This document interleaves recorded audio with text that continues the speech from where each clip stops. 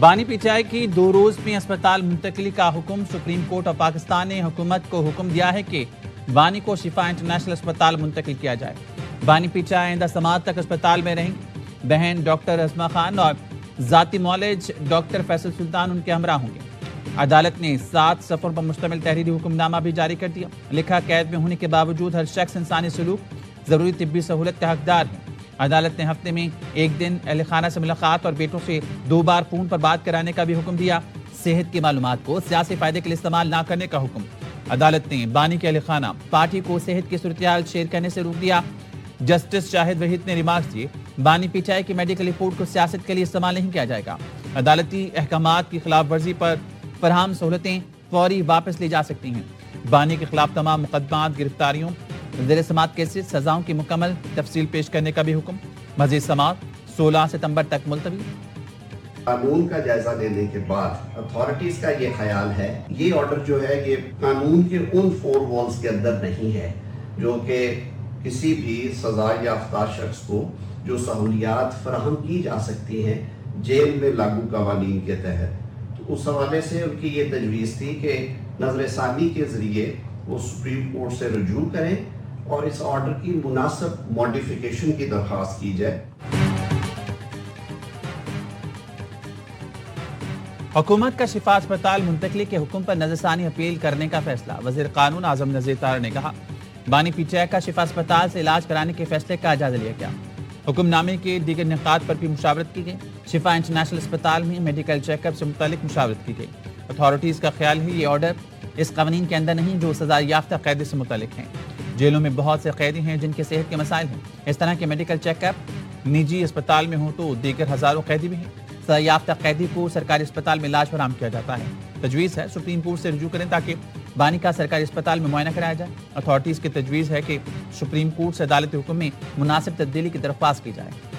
اچھا فیصلہ آیا ہے، یہ فیصلہ پہلے آنا چاہیے تھا، یہ خان صاحب کا رائٹ ہے، حق ہے۔ میں بھی یقین دہانی کراتا ہوں کہ سپریم کورٹ نے جو آرڈر کیا ہے اس پہ ہم عمل کریں گے۔ پاکستان تحریک انصاف کے ورکر سپورٹر پارٹی والے لوگوں کو اپیل کرتا ہوں کہ وہ کسی صورت گیدرنگ نہ کرے شفا انٹرنیشنل ہاسپٹل کے سامنے۔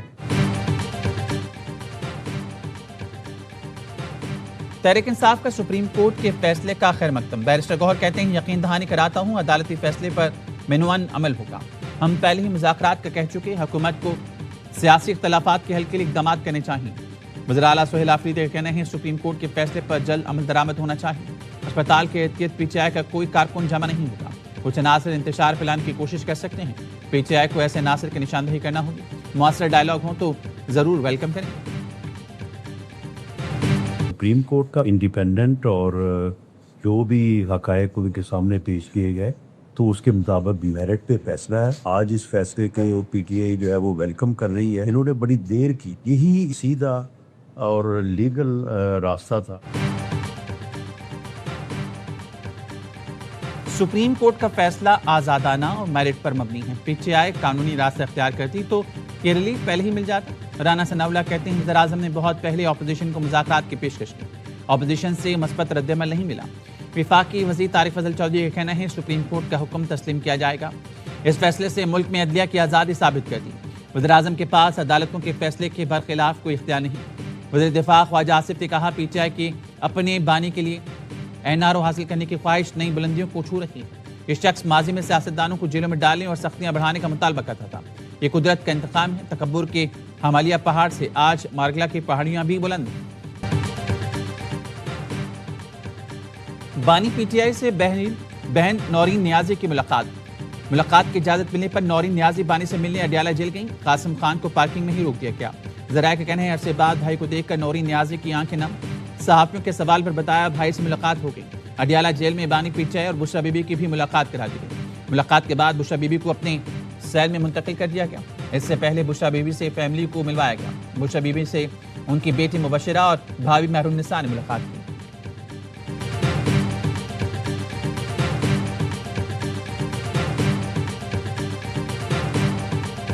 جہاں سے جانا تھا وہاں وہ چلا گیا ہے۔ مجھے لگتا ہے کہ میاں نواز شریف صاحب کی حکومت کے خلاف پھر سازش ہونے لگی، میاں صاحب کے خلاف حکومت کے خلاف پھر سازش ہونے لگی ہے۔ تو میاں صاحب ہر دفعہ واپس آتے ہیں، آ جاتے ہیں، سازشی ہمیشہ رہ جاتے ہیں۔ لگتا ہے نواز شریف کے خلاف پھر سازش شروع ہو گئی. نون لیگی رہنما ناصر بٹ کا رد عمل. کہا بانی پی ٹی آئی کو جہاں جانا تھا وہاں چلے گئے. نواز شریف کی حکومت کے خلاف سازش شروع ہو گئی ہے. بار بار سازش ہوتی ہے, ہر بار نواز شریف واپس آ جاتے ہیں. خواجہ سعد رفیق نے بانی سے متعلق سپریم کورٹ کا فیصلہ ٹھنڈی ہوا کا جھونکا قرار دے دیا. کہا بہتر ہوتا کہ بانی کی اسپتال منتقلی کا فیصلہ حکومت خود کرتی. سابق وزیراعظم کی صحت اور زندگی اہم ہے, کوئی سمجھوتا نہیں ہونا چاہیے. یاسمین راشد, اعجاز چودھری, عمر چیمہ, محمود رشید سمیت دیگر اسیران بھی توجہ کے حقدار ہیں.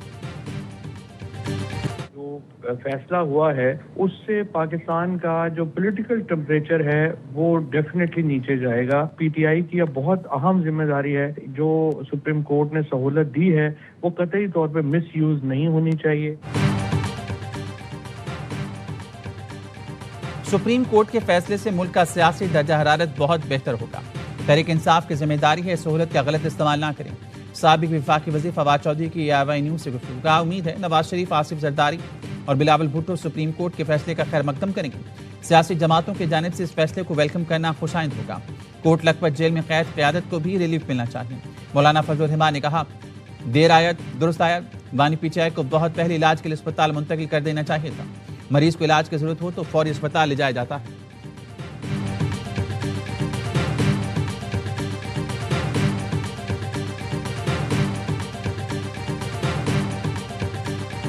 اگر وہ بیمار ہیں, ہم سب ان کی دعا گوئیں. کورٹ کا آرڈر ہے, اور کورٹ کا آرڈر نہ بھی ہوتا, اگر وہ علیل ہیں تو ان کو میڈیکل سہولت ملنا ان کا حق ہے. نئے صوبوں کی بات ہے, آئین میں ایک طریقہ کار موجود ہے. نہ ہی پیپلز پارٹی کے موقف میں کوئی تبدیلی ہے, نہ سندھ حکومت کے موقف میں تبدیلی ہے. فیصلہ عوام نے کرنا. بانی پی ٹی آئی بیمار ہیں تو اللہ انہیں صحت. عدالتی حکم نہ ہوتا تب بھی بانی پی ٹی آئی کو صحت کی سہولتیں ملنی چاہیے. سندھ کے سینئر وزیر شرجیل انعام میمن کہتے ہیں نئے صوبوں سے متعلق فیصلہ پارلیمنٹ اور عوام کو کرنا ہے. خالد مقبول صدیقی اور مصطفیٰ کمال سیاسی طور پر ختم ہو چکے. دانستہ اشتعال انگیزی کی باتیں کی جا رہی ہیں تاکہ رد عمل ملے. ایک واضح موقف ہے پاکستان پیپلز پارٹی کا کہ سندھ کی تقسیم کبھی بھی نہیں ہوگی, اور نہ ہی اس پر پاکستان پیپلز پارٹی کسی قسم کی سپورٹ کرے گی, کچھ بھی ہو جائے. حکومت جائے یا کچھ بھی ہو جائے, سندھ تقسیم نہیں ہو سکتا. سندھ میں کسی صورت نئے صوبے نہیں بنے دیں گے. ناصر حسین شاہ کا دو ٹوک موقع. پروگرام خبر میں گفتگو کرتے ہوئے سندھ کے وزیر نے کہا جن اسمبلیوں نے قرارداد پاس کی وہ نئے صوبے بنا لیں. سندھ اسمبلی نے بارہا نئے صوبوں کو مسترد کیا. سندھ اسمبلی میں ایک دو بار تو نئے صوبے کی بات کو متفقہ مسترد کیا گیا. ایم کیو ایم کے بڑے رہنما خود بھی ماضی میں کہہ چکے کہ نئے صوبے نہیں چاہیے.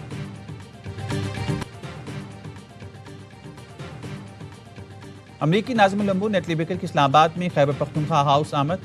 نیٹلی بیکر کی قیادت میں امریکی وفد نے اسپیکر کے پی اسمبلی بابر سلیم اور اراکین کے پی اسمبلی سے ملاقات کی. باہمی دلچسپی کے امور پر تبادلہ خیال کیا گیا.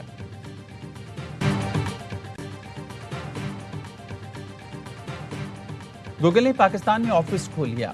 وزیر اعظم شہباز شریف نے گوگل پاکستان آفس کا افتتاح کیا.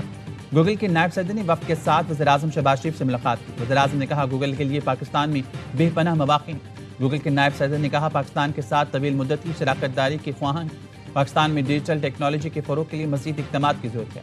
گوگل کے مطابق 10 لاکھ سے زائد اساتذہ, طلباء, ڈیولپرز اور کریٹرز کو ڈیجیٹل مہارتیں فراہم کی گئیں. گوگل پروگرامز اور مصنوعات سے پاکستانی بزنس اور گھرانوں کو 3.9 ٹریلین روپے کے معاشی فوائد حاصل ہوئے. ایران سے کوئی بات چیت نہیں ہو رہی ہے, نہ مذاکرات طے ہوئے. صدر ٹرمپ کا ٹویٹر سوشل پر پوسٹ لکھا ایران کی بحری ناکہ بندی برقرار ہے. آبنۂ ہرمز کھلی ہے. آبنۂ ہرمز سے تمام بارودی سرنگیں صاف کر دی. امریکی صدر نے آبنۂ ہرمز کو امریکی علاقہ قرار دے دیا. ٹویٹر سوشل پر آبنۂ ہرمز کا نقشہ شیئر کیا جس پر نیا امریکی علاقہ درج ہے. نائب ایرانی وزیر خارجہ قاسم غریب آبادی نے رد عمل کہا ٹرمپ کا آبنۂ ہرمز سے متعلق وہم جلد دور ہو جائے گا یا ہم اس وہم کو ختم کر دیں گے.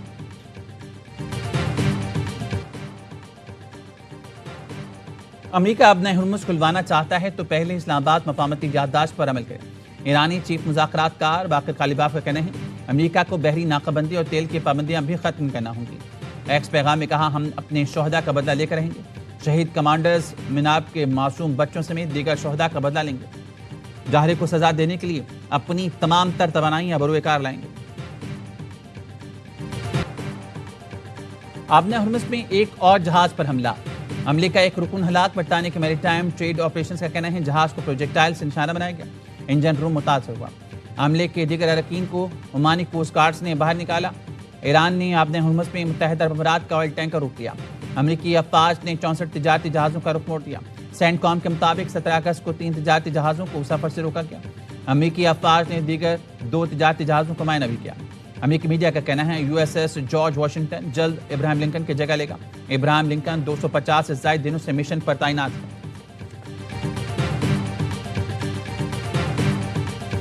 اسلام آباد اور خیبر پختونخوا کے مختلف حصوں میں زلزلے کے جھٹکے، زلزلے کی شدت ریکٹر اسکیل پر 5.4 ریکارڈ کی گئی۔ مرکز ہندوکش ریجن افغانستان میں تھا۔ زلزلے کی گہرائی 187 کلومیٹر ریکارڈ کی گئی۔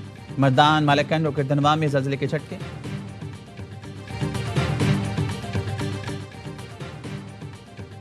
پیٹرول مزید 3 روپے 34 پیسے مہنگا، نئی قیمت 334 روپے 54 پیسے مقرر۔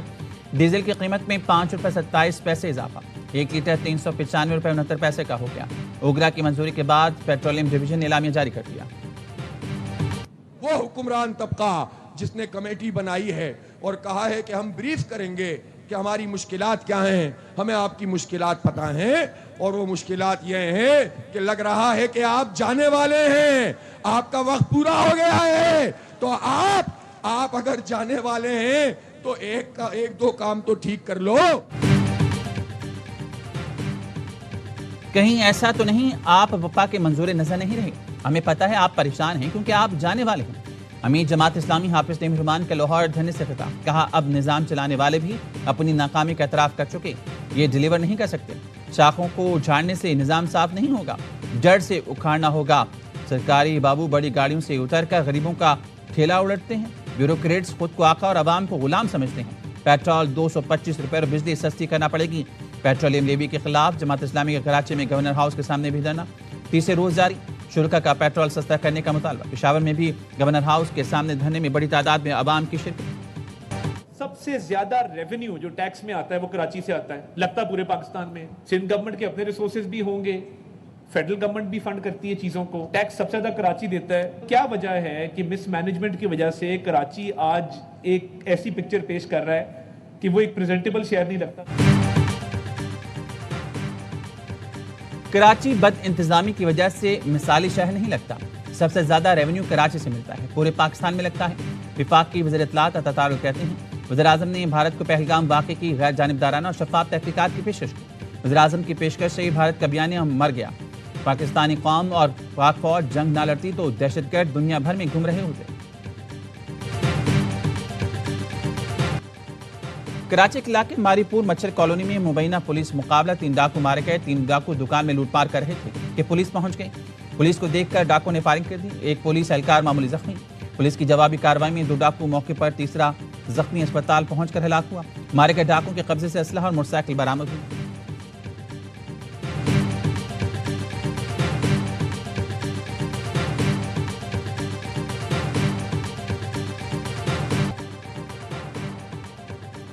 میر رضا قتل کیس کی سی سی ٹی وی فوٹیج کا دوبارہ جائزہ، پولیس موبائل بھی نظر آ گئی۔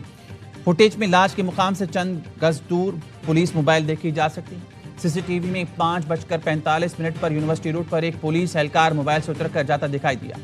5:52 پر پولیس موبائل یونیورسٹی روڈ سے گزرتی نظر آئی۔ پولیس موبائل مبینہ ٹاؤن تھانے کی بتائی جاتی ہے۔ لاش ملنے سے قبل رات 3:36 پر مشکوک موٹر سائیکل بھی دیکھی گئی۔ سروس روڈ پر موجود موٹر سائیکل کچھ سیکنڈ کے لیے لاش کے مقام پر رکی۔ 4:50 پر 3 منٹ کے لیے مسجد کے نیچے مشکوک شخص کو دیکھا گیا۔